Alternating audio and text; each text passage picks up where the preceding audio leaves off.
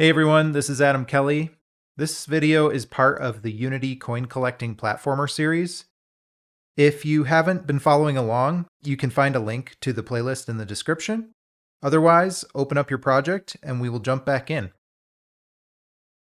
Now that we have some basic functionality set up, let's build out our scene a little bit and make it a little more interesting than just a single rock with some coins.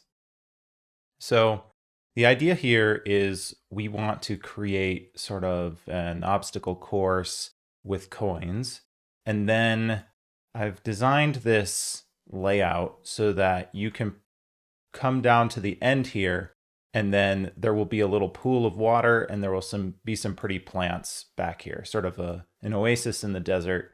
And we're going to have an arch that goes across here with a door that prevents the player from getting to this. So it's a very simple game, but it's got a little reward at the end. So we collect our coins, we go and we stand on a platform back here, and then a door will open and it will open up into this little area with water. So we can start filling in some of these things. Now, it isn't necessarily important how you do all of this, so I'm just going to do some things quickly and talk about them. I'll pull in this water here, and the position of this along the y-axis is designed to be 0. The position of X and Y is a little bit less important. I just want to get it so that I don't see some of these hard edges. So I'll put it like that. And then the idea was that we could put like some plants around here. Things like these. I made these 3 plants that you can use.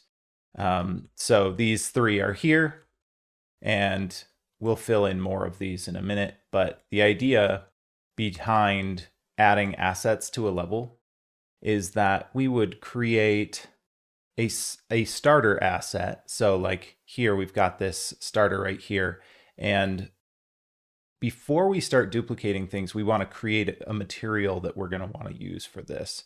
So the default material that comes out of Blender doesn't allow us to edit it.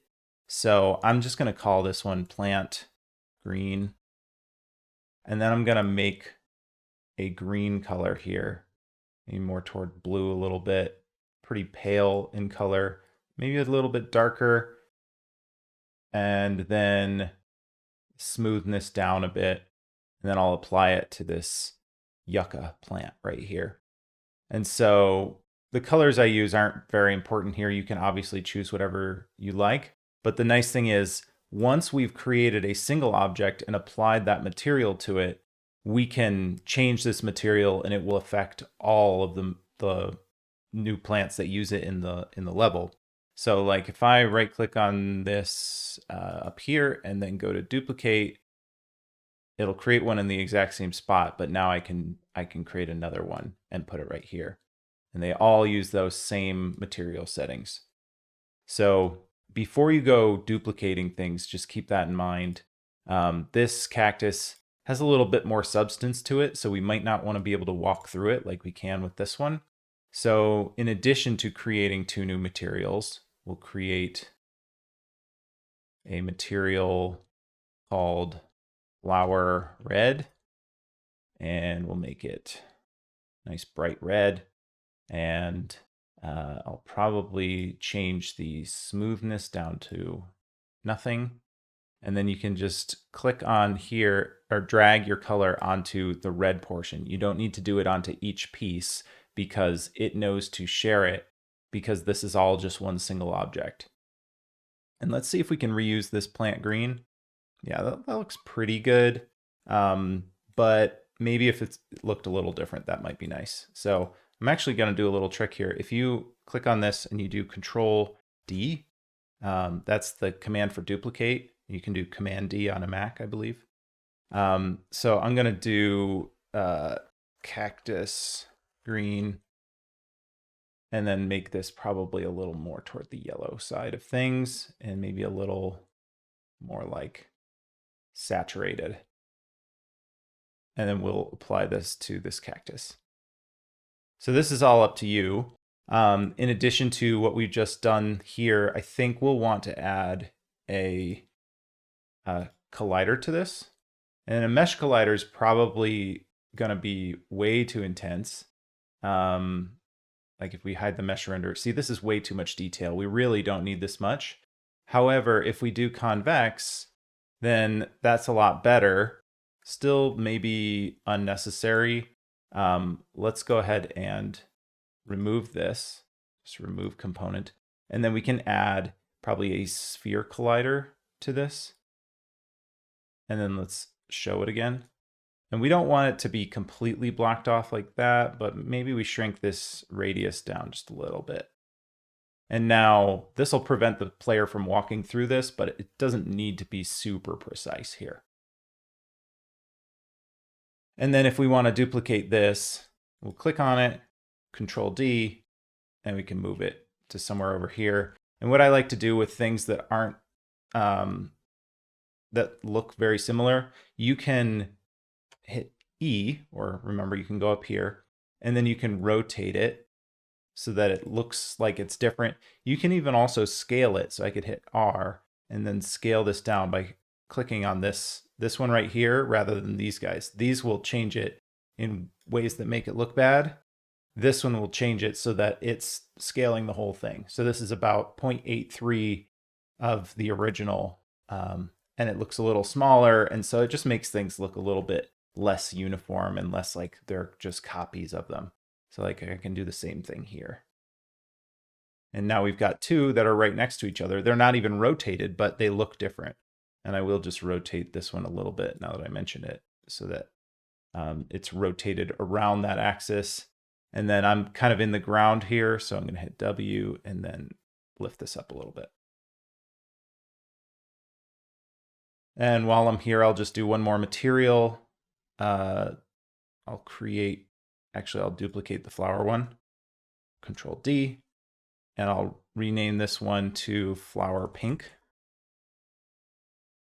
And I'll just change the color here to something more here, more like in the magenta range. And then let me get in nice and close on this so that I don't put it on the wrong thing. And then let's put our plant green on here as well. Okay, so now we're reusing that. That actually looks way too light to me. Let's see if we put the cactus color on there. No, I don't like that either. I'm gonna duplicate this one more time. And I'll do plant dark green. And we'll make this a little darker. So we will drag this down maybe. And I might just make it less smooth too. Okay, so maybe, hopefully that looks a little better to you as well. That looks a little better to me. And this pink looks just so vibrant that I might actually make it a little bit less so. Maybe a little darker. So that's the idea of things here. We haven't done the water material, so I suppose I should do that here while I'm looking at it. The material for water, I want it to be a little bit transparent. So we're going to create a material called water. We're going to change this from surface type of opaque to transparent. And that will allow us to change the alpha on this. So if we click here and we choose somewhere in the blues, I'll just go somewhere around here. And then if we change this alpha, you should start seeing through it. Once we apply it to our water here. So I'm going to drag it onto here, and now you can see this this water. You can see through it, and you could make it shiny, but what's weird is like if you make it too shiny, you're going to end up, it's going to look really white. Maybe that's okay. Let's see if that looks better. Dark. I don't know that it matters. I'm just going to leave it to rough water here so that it just doesn't end up too reflective. And we're not going to put any sort of mesh collider on this. The idea when I made this was that I would make it very shallow so that if we play, it'll take me a minute to run across the level here, but we should be able to just sort of wade through this water. So I'm going to cruise to the end of this level. You can see that there's lots of space in here so that we could make quite a lot of coins and make it a big challenge. But now, so it's not completely unbelievable that we'd be able to be in this water. We don't have to worry about water physics or floating or anything like that. So that was the idea here, just to keep it as simple as possible. And you see that we can walk through these plants, but we can't go through this one. And, we can jump on top of it because it's a sphere, but it's kind of hard to stay on top because it doesn't have a big top surface. So that's kind of nice. Let's add a little more structure to this level, make it a little more interesting. So I mentioned that we were going to have an arch that goes sort of across here. Let's do that now. We're going to go to our meshes folder and we're going to find the arch and we're going to drop it somewhere around right here. Let's set the Y equal to 0. And then let's make sure it's rotated in a way that makes some sense. So I just hit the E key. We're going to rotate it like that. Rotate, it was designed to be rotated about 20 to 24 degrees or something. And then where you position it is really not super important here. It's kind of big enough that it makes it not matter. As long as when you enter the door, you get that immediate reward of seeing this oasis. And I think we might even be a little far away from it. So let's just move this just a little further back. Okay, so you can see it's kind of in the middle of this sand dune right here. So we'll go ahead and add a rock material to it as well. And we're only going to use this big arch once, but you could use it multiple times if you wanted to. And then this is getting a little bit messy, so we might want to clean this up a little bit. Let's create an empty, and we'll call this rocks. And we'll just put this at 0, 0, 0. And then let's take our arch and just drag it on top of rocks and our boulder as well. And now these things are easy. If they're getting in the way, we can click this top level rocks object and we can just hide it. So that's a nice little feature there.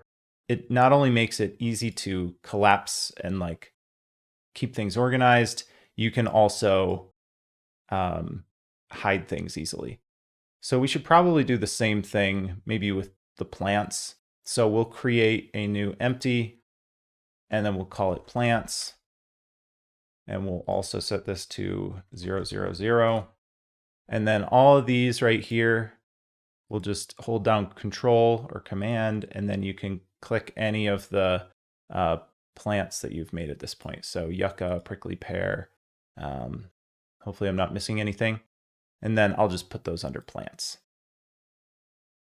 So now we've got all of our plants selected, and we can easily hide those too if they get in the way. But the other cool thing is, let's say we wanted more of these flowers. If we wanted to do Control D to duplicate and put some over here, now they still stay inside of plants. So it makes things just a little more organized. And once you get lots of objects in a scene, it's going to help a lot because it's going to be hard to find things if you don't do this. Hey, we really hope you're enjoying the course so far. If you are, make sure to check out the rest of our courses on immersivelimit.com. There's other Unity and Blender related game development stuff that you'll probably be interested in. Thank you so much for watching, and we'll see you in the next video.